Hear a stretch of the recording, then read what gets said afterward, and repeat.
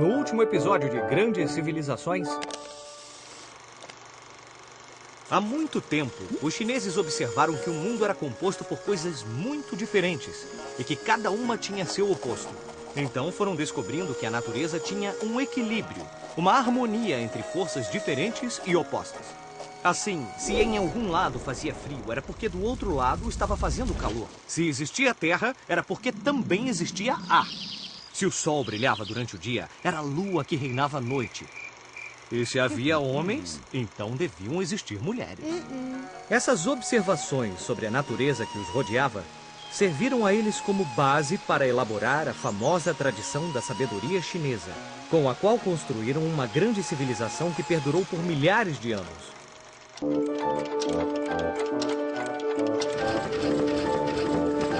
Grandes civilizações.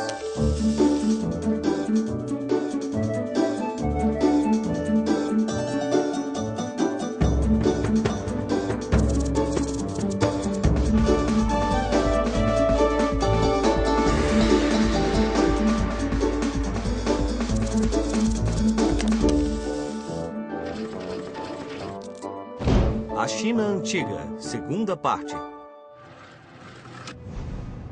Na China Antiga, as pessoas acreditavam que o universo era um produto do equilíbrio entre forças opostas. E isso também era válido para as pessoas. Qualquer dor ou mal-estar era reflexo de um desequilíbrio de forças do corpo que estariam em desarmonia com o universo. A medicina tradicional chinesa é a ciência que busca recolocar o homem nesse estado de equilíbrio e harmonia com a natureza. Por exemplo, a cabeça é como o céu. E os pés são como a terra. Os braços e as pernas são as 4 estações. A respiração é o vento e o sangue a chuva. Para estar sadio, todas as forças deviam coexistir em harmonia. Para isso, os médicos recorriam frequentemente a extratos de ervas, frutas, grãos e minerais. Muitas vezes, os chineses recorriam à acupuntura. Eles acreditavam que, enfiando essas agulhas finas na pele, estimulariam a energia no corpo a fluir corretamente, contribuindo assim para restabelecer a harmonia natural do paciente. A harmonia com a natureza era muito importante para a cultura chinesa. E isso podia ser observado através da projeção de belos jardins. Projetar jardins era uma arte, como uma pintura onde os jardineiros tinham de combinar plantas, flores, água e animais para construir um local de perfeita paz, tranquilidade e harmonia. A escrita chinesa. A, B, C, D, E. Cada letra de nosso alfabeto corresponde a um som. A combinação de sons determina uma palavra. Por exemplo, se eu digo pássaro, você sabe que eu estou falando disso. Mas na China, em vez de escrever a palavra com letras, eles tentaram capturar a essência da coisa em si. Para que escrever a palavra pássaro, se é possível desenhar um pássaro traçando algumas linhas? Esse tipo de escrita chama-se pictograma. Os pictogramas não representam sons, mas sim o próprio objeto.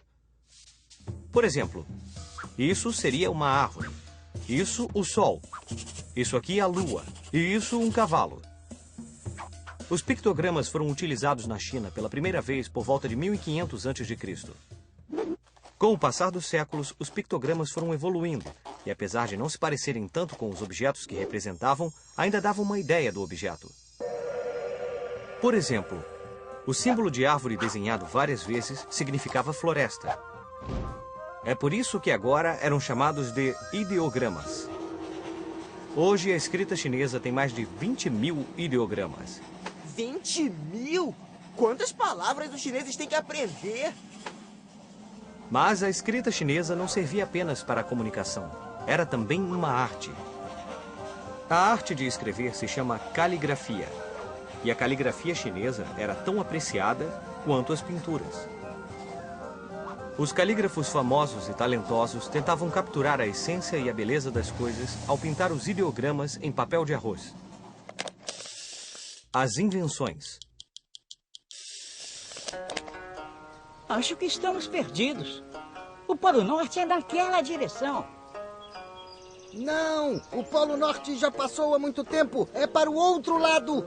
Se os chineses não tivessem inventado a bússola, isso teria acontecido muitas vezes. A primeira referência a um buscador de direções está em um livro chinês datado de 1040.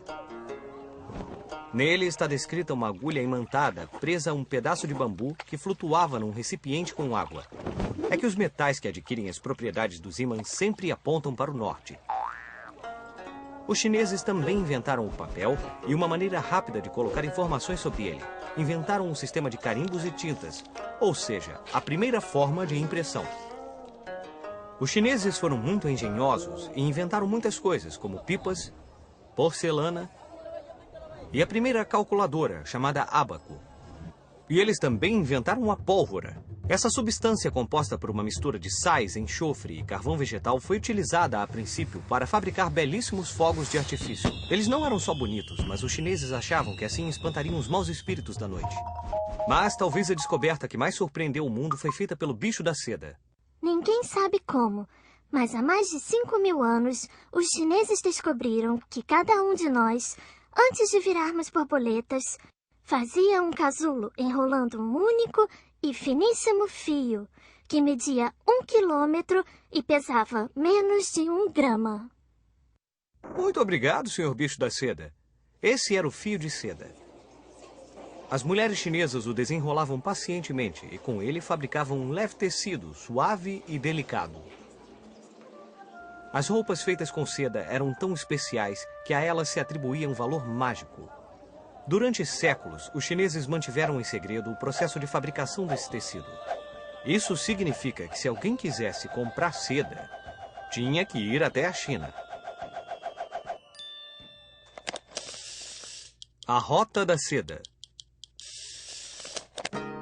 No ano 138 a.C., o imperador Wu, da dinastia Han, enviou um embaixador ao encontro dos povos do Ocidente. O embaixador foi escoltado e acompanhado de uma centena de comerciantes chineses. Foi uma viagem muito longa. Ao regressar, o embaixador e os comerciantes trouxeram para o imperador artigos valiosíssimos. Os produtos ocidentais despertaram o desejo dos chineses em negociar com povos de toda a Ásia Central e da Europa. Logo, essa rota começou a ser muito popular. E comerciantes de todas as partes do mundo se encontravam no oásis de Kashi. Comerciantes e artesãos de diferentes culturas e países reuniam-se para trocar bens. O oásis se tornou um mercado internacional. Os romanos ficaram tão impressionados com a seda que a compravam a preço de ouro. A seda chinesa chegou ao resto do mundo por essa rota, que passou a ser conhecida como a Rota da Seda. Na metade do século XIII, em plena Idade Média, o mundo conhecido pelos europeus não ia muito além do atual Oriente Médio. O Oriente era um lugar assustador, cheio de histórias de monstros e dragões, o que fazia com que poucos europeus se aventurassem para além do deserto da Arábia. Mas então surgiu um viajante aventureiro, um comerciante de Veneza. Seu nome era Marco Polo. Ele decidiu empreender a longuíssima viagem de um extremo ao outro da famosa Rota da Seda e depois voltar a Veneza. Marco Polo viveu 20 anos na China e chegou a ter uma relação muito próxima com o próprio imperador. Quando voltou à Europa, escreveu um livro que deixou os europeus apaixonados. Nele, tentou descrever a civilização com a qual conviveu por tanto tempo. As coisas fabulosas no livro pareciam tão inacreditáveis para os europeus que, em seu leito de morte, a família de Marco Polo perguntou se ele dizia a verdade sobre todas as histórias fabulosas. Ele respondeu: A China é tão vasta e maravilhosa que só consegui contar a metade do que realmente vivi lá. O que mais podemos aprender se usarmos nossa bússola do tempo? O que estava acontecendo no resto da Europa enquanto Marco Polo fazia sua maravilhosa viagem pela China? As cruzadas estavam acontecendo, ou seja, potências da Europa e do Oriente Médio lutavam pelo controle das terras próximas a Jerusalém. O Império Romano estava em franco declínio e Veneza, uma cidade na Itália, tornou-se uma grande potência. A República de Veneza possuía uma frota que dominava desde o Mar Mediterrâneo até o Mar Negro. O comércio era muito importante para os venezianos. Então, Marco Polo viajou para a China para fazer comércio? Sem dúvida! Todos os comerciantes venezianos viram que essas rotas que se estendiam até o Oriente eram uma fonte de produtos incríveis. Foi assim que Marco Polo, seu tio e seu pai aventuraram-se a viajar pela imensa Rota da Seda e viveram diversas aventuras na China.